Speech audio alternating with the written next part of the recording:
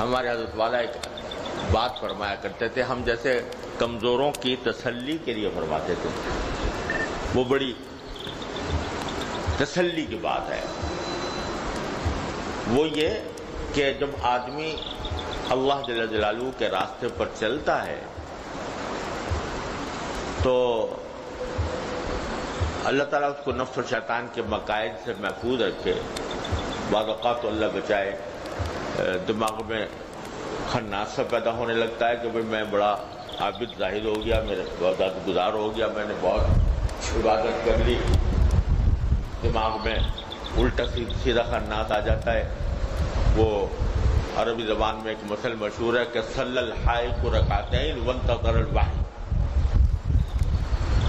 کہ ایک جلاحہ ہے، اس نے ایک مرتبہ 2 رکعتیں پڑھ لی تھی نفل، تو 2 رکعتیں پڑھ کے وہ انتظار میں بیٹھا ہے کہ وہی کب آئے گی میرے اوپر، میں نے اتنا بڑا کارنامہ انجام دیا کہ مجھ پر وہی آنی چاہیے۔ تو بعض اوقات تو اللہ بچائے شیطان جو ہے وہ یہ کہتا ہے تو بڑا عابد زاہد ہو گیا، بڑا عبادت گزار ہو گیا، تو اس کے دماغ میں خناس فضول کا پیدا کر دیتا ہے، اللہ بچائے اس سے، اللہ تعالیٰ اس کے شرط عبادت فرمائے۔ بعض اوقات یہ دھوکہ جو ہوتا ہے یہ بالکل واضح ہوتا ہے، اور واضح ہونے کے نتیجے میں آدمی خود بھی احساس ہو جاتا ہے کہ بھئی میں کیا سوچ رہا ہوں اپنے بارے میں۔ بعض اوقات اس کا الٹ ہوتا ہے، الٹ یہ ہوتا ہے کہ کر رہا ہے اور اپنی سی کوشش کیے جا رہا ہے اور کوئی اپنے اندر ترقی محسوس نہیں ہوتی، جیسا کاروبار چل رہا تھا ویسے ہی چل رہا ہے، یعنی نماز بھی پڑھ رہا ہے، کچھ نفل بھی پڑھنے کی توفیق ہو رہی ہے، کچھ اللہ تعالیٰ کی عبادت کی توفیق ہو رہی ہے، لیکن کوئی ترقی محسوس نہیں ہوتی، ایسا لگتا ہے میں ایک ہی جگہ کھڑا ہوں۔ تو اس کی وجہ سے بعض اوقات شیطان مایوسی کی طرف لے جاتا ہے کہ بھئی تو نے تو کر کے دیکھ لیا سب کچھ، لیکن تجھ سے کچھ ہوا بنانے کچھ بھی نہیں، تو ویسے ہی جہاں تھا وہیں کھڑا ہے۔ تو یہ شیطان بعض اوقات اس طرح راہ مارتا ہے۔ تو ہمارے والا اللہ تعالیٰ ان کے درجات بلند فرمائے، وہ فرماتے تھے کہ اگر اخلاص کے ساتھ بندہ لگا ہوا ہے کوشش میں اور اپنی سی کیے جا رہا ہے تو ترقی ہوتی ہے، لیکن ترقی کا احساس نہیں ہوتا۔ اور اس کی مثال یہ دیتے تھے کہ جیسے بچہ ہے، بچہ جب بڑا ہوتا ہے اگر وہ ہر روز اپنے آپ کو ناپے کہ میں آج کتنا بڑا، تو جتنا کل تھا اتنا ہی آج بھی نظر آئے گا اس کو۔ اگر اپنا ناپ کے دیکھے جتنا قد کل تھا اتنا ہی آج بھی ہے، پھر پرسوں دیکھے تو پھر ویسا ہی کہ ویسا ہے۔ لیکن حقیقت میں ترقی ہو رہی ہوتی ہے، غیر محسوس ہوتی ہے، دیکھتے ہی دیکھتے بڑا ہو جاتا ہے، جوان ہو جاتا ہے، جوان ہو کر قوی ہیکل بن جاتا ہے۔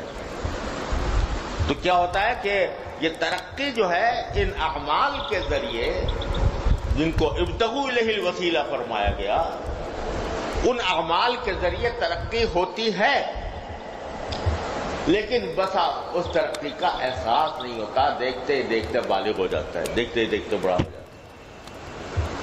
اس واسطے اگر سیدھے راستے پر چل رہے ہو تو برصراط مستقیم کسے گمراہ نیس، برصراط مستقیم دل کسے گمراہ نیس۔